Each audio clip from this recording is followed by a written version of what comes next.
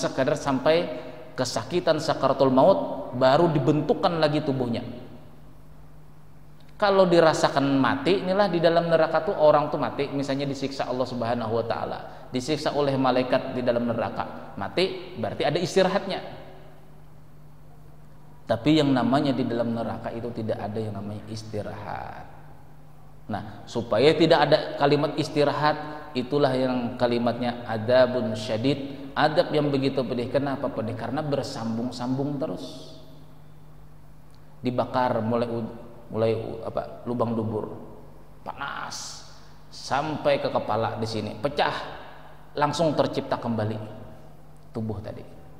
Ditusuk telinga kanan, tembus keluar telinga kiri, sakit luar biasa seperti sakaratul maut, tidak sempat mati, dibikinkan lagi telinga dan lain sebagainya. Nah, habisnya kematian pada waktu nanti di hari kiamat, sebelum manusia, sebelum makhluk-makhluk Allah termasuk jin di antaranya dimasukkan ke dalam surga ataupun ke dalam neraka, mereka semua ditakdirkan Allah Subhanahu wa taala untuk kekal di dalamnya. Jadi tidak ada istilah mati, tidak ada lagi sudah. Nah, itu diceritakan di dalam kitab Nuhjatul Majalis. Jemaah yang dirahmati Allah Subhanahu wa taala, al-mu'minu bi ismillahi al-mutakabbir.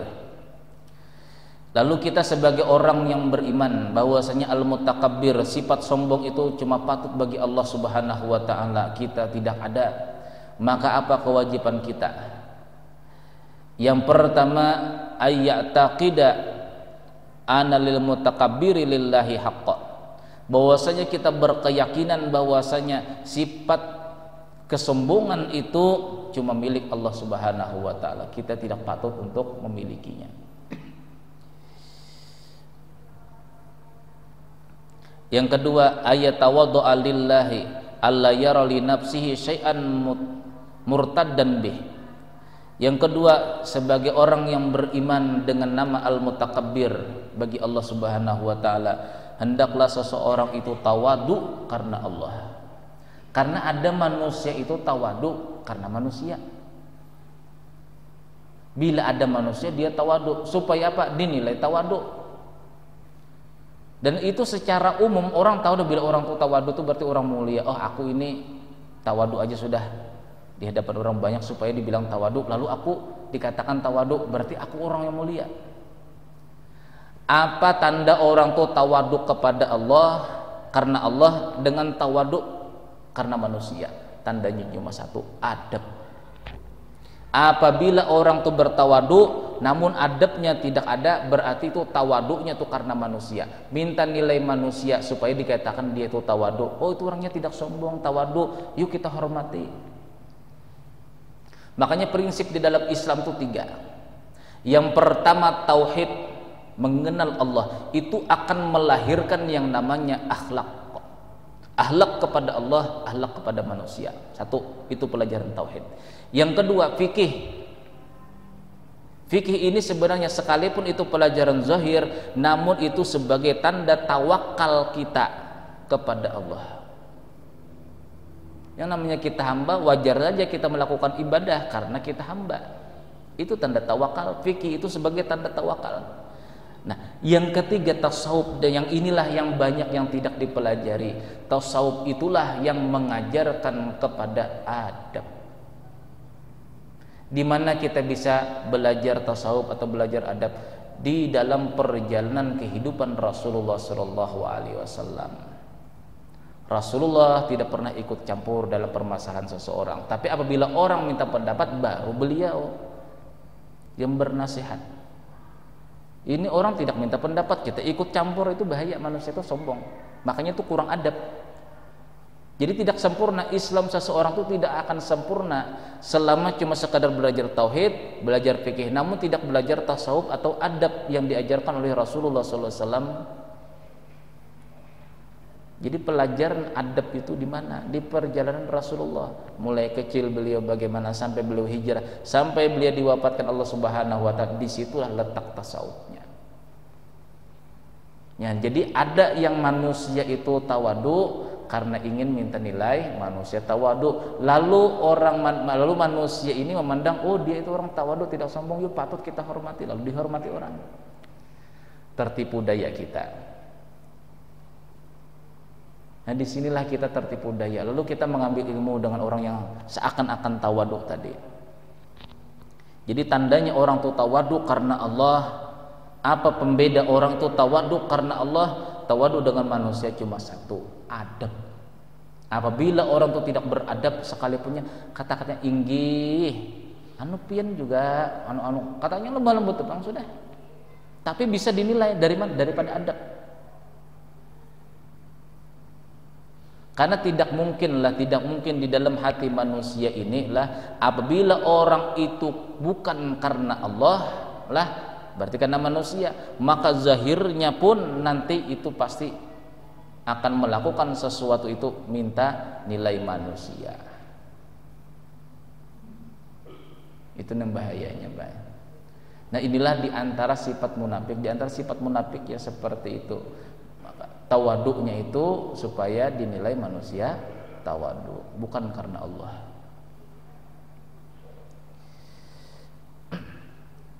Ayat tawaddu'a lillah, dia tawadu karena Allah. Allah yara li nafsihi syai'an murtaddan bih, bahwasanya dia tawadu kepada Allah, bahwasanya dia itu tidak memandang dirinya sedikit juga pun ada merasa mulia, tidak ada sedikit juga pun. Wa ayat tawadda'a li khalqillah, bahwasanya dia itu tawaduk kepada makhluk Allah. Nah, ini tawaduk kepada makhluk Allah cuma karena Allah. Kita tawaduk dengan manusia itu cuma karena Allah, bukan karena manusia. Apa tandanya? Allah yara li nafsihi khairan min ghairih, bahwasanya dia tidak memandang bagi dirinya itu ada kebaikan lebih baik min ghairih daripada orang lain. Letaknya di mana tadi? Yaitu letaknya di adab. Letaknya di adab.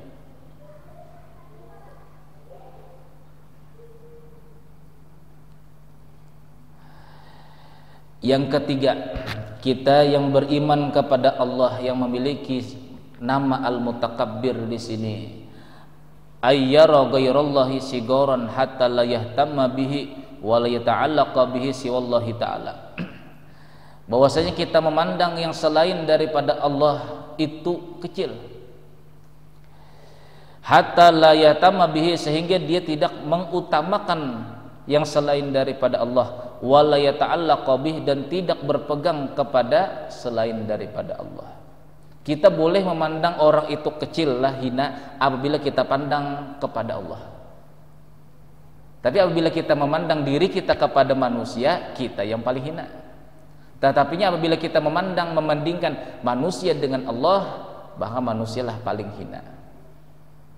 Nah, bukti kita ini sudah menganggap Allah lah yang bersifat mutakabbir, kita tidak mementingkan lagi orang lain, kita lebih mementingkan Allah Subhanahu wa ta'ala, dan tidak bergantung kepada selain daripada Allah.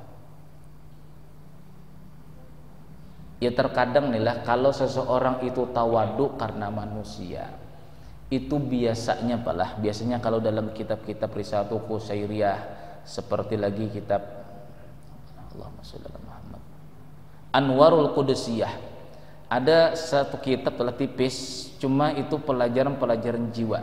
Itu kitab Anwarul Qudusiyah, cahaya-cahaya kesucian hati. Nah, di dalam kitab tersebut lah, bahwasanya Allah Subhanahu wa ta'ala itu menjelaskan manusia ini apabila ingin dinilai Allah ta'ala baik, maka dia harus berprasangka dengan manusia baik terus. Bila masih ada sangka-sangka buruk, itulah nilaian. Aku tergantung, kata Allah, tergantung daripada sangka-sangka hambaku. Bila dia menyangka buruk, maka buruk juga hasilnya.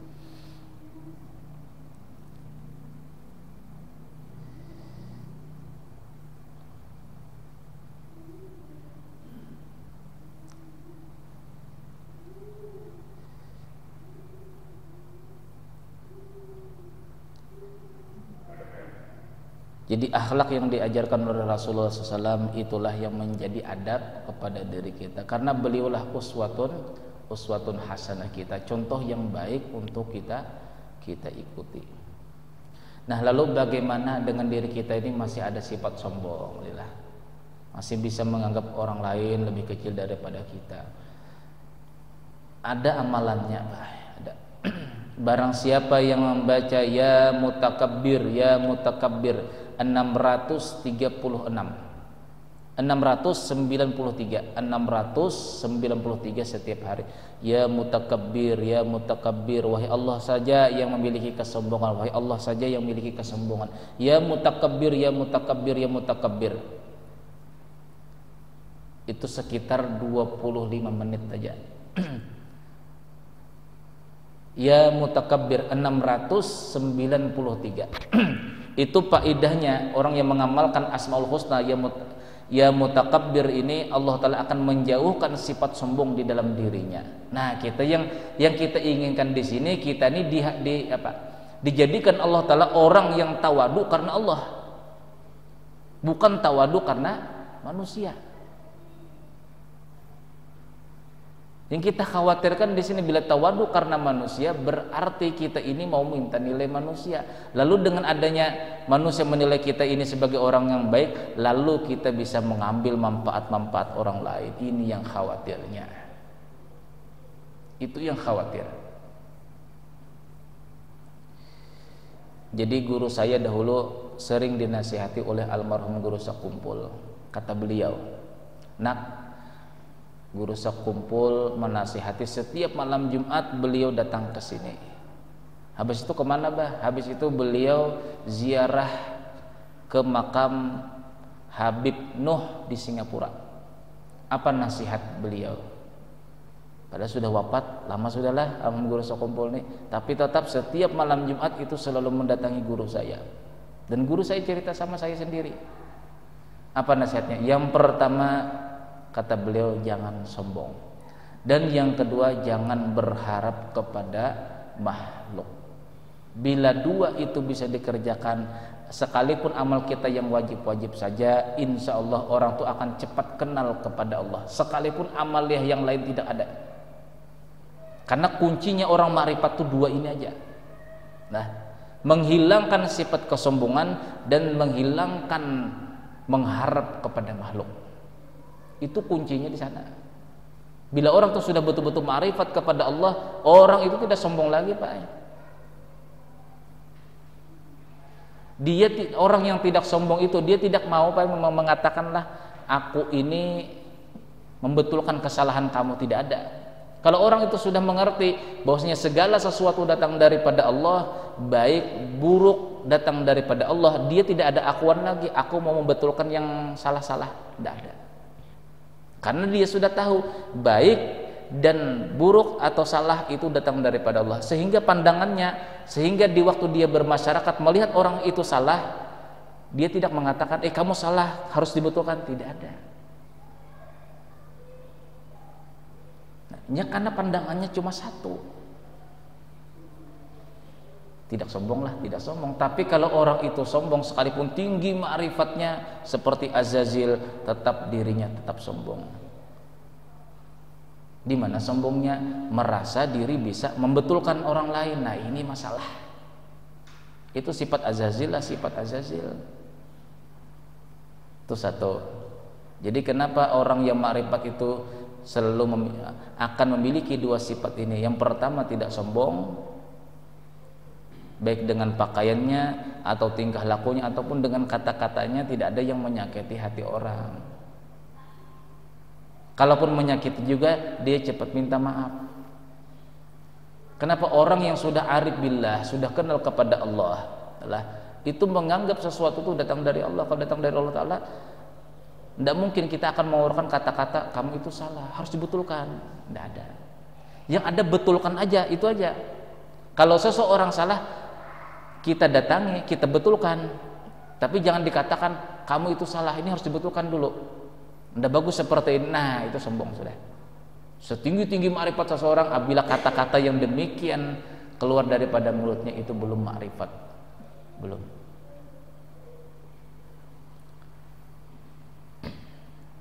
Karena di waktu saya diajarkan oleh guru saya malah, saya belajar tauhid di dalam hutan berduaan. Beliau apabila melihat saya salah, beliau tidak menyalahkan. Kata beliau, nak, pertanggungjawaban kita ini terhadap diri kita sendiri nanti. Itu aja. Beliau tidak mengatakan salah, padahal itu betul-betul salah. Saya melakukan suatu kesalahan, beliau cuma menasihati, nak, kita ini pertanggungjawaban nanti masing-masing. Itu aja. Tidak ada beliau mengatakan salah, tidak ada. Apa juga pun kelakuan kita dahulu di dalam masa bimbingan beliau itu. Apalagi kita bersuara di tengah-tengah orang banyak, di sini mau kubetulkan, ini ada yang salah di sini. Orang yang arif billah itu tidak mau mengatakan itu. Itu kuncinya, tandanya orang yang sudah maqam makrifat kepada Allah itu tidak ada memiliki rasa sombong, baik tingkah lakunya, perkataannya, ataupun ucapannya. Tidak ada yang seperti itu. Jadi walaupun kita benar nih lah di dalam ilmu kita, siapa tahu orang lain itu benar juga, lalu kita salahkan. Satu. Yang kedua, kata almarhum guru saya kumpul dahulu, jangan mengharap kepada makhluk. Nah, di sini kuncinya juga. Orang yang sudah arif billah itu tidak sombong, dan yang kedua tidak mengharap kepada makhluk.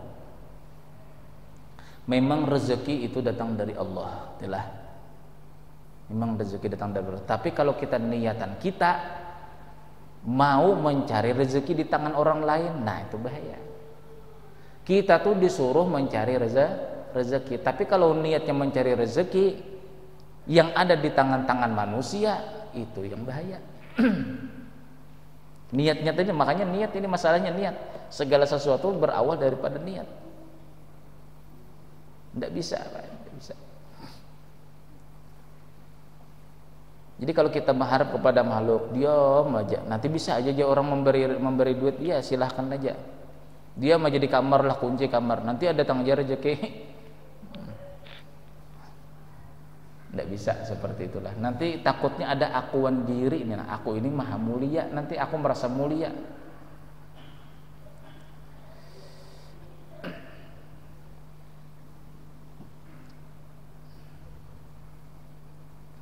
Jadi barang siapa yang mengamalkan ya mutakabbir 693, insyaallah Allah Ta'ala akan menghilangkan sifat kesombongan yang di dalam diri kita. Bila sudah sifat sombong dalam diri kita tidak ada, Allah Ta'ala sudah menyatakan diri kita itu tawadu karena Allah.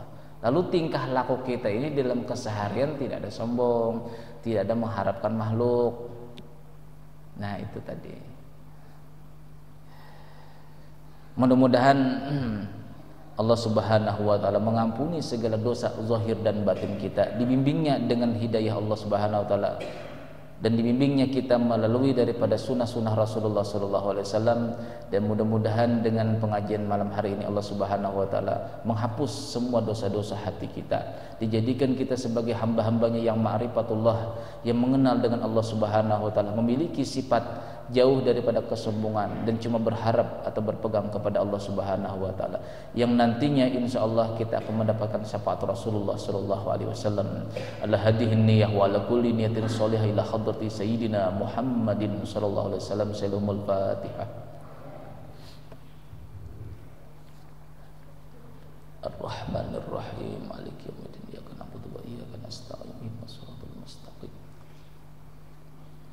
Bismillahirrahmanirrahim. Alhamdulillahirabbil alamin wassalatu wassalamu ala asyrafil anbiya'i wal mursalin sayyidina maulana Muhammadin wa alihi washabihi barik wasallim ajma'in. Allahumma ighfir lana ma akhtana wa ma ta'ammadna wa ma asrarna wa ma a'lanna wa ma anta a'lamu bihi minna antal muqaddim wa antal muakhir la ilaha illa anta rabbana atina fid dunya hasanah wa fil akhirati hasanah wa qina adzabannar. Wassallallahu ala khairi sayyidina Muhammadin wa alihi wasallam rabbil alamin.